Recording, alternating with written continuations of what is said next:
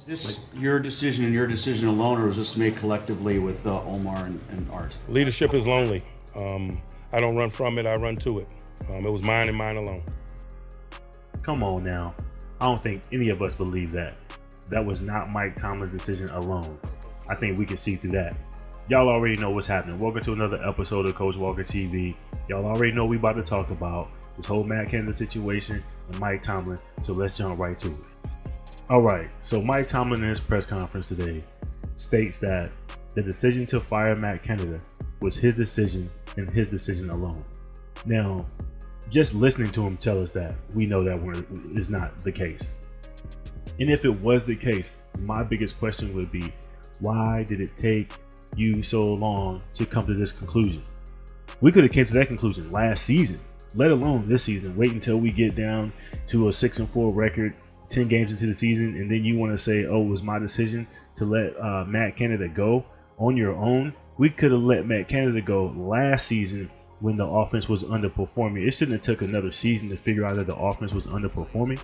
I know we still got some questions about Kenny Pickett, but those questions might get answered considering the new situation that we have going on. But back to Tomlin's, statement about it was his decision alone. I don't believe it. My take is this, and I've seen some different headlines coming from the Steelers Depot again, and some other resources that I have, that the decision may have come from Rooney. And here's another thing, and I'm going to talk about this in my next segment. Is Rooney really running the show, or is Mike Tomlin running the show? Like, who's running the show in Pittsburgh? Let's talk about it.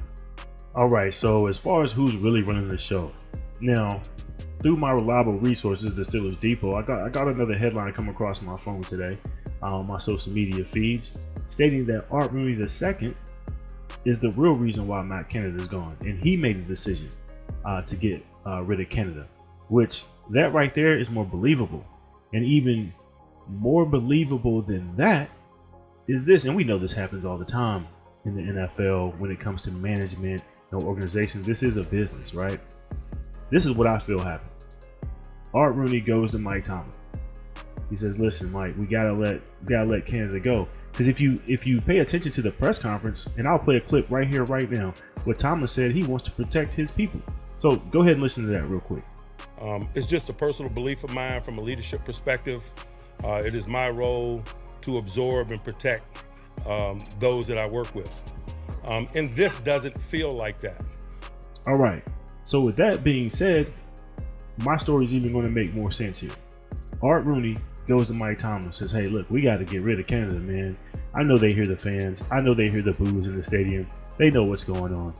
Tomlin maybe has a little back and forth with Rooney, trying to defend Canada, maybe trying to defend the situation. But Art Rooney's like, he's got to go.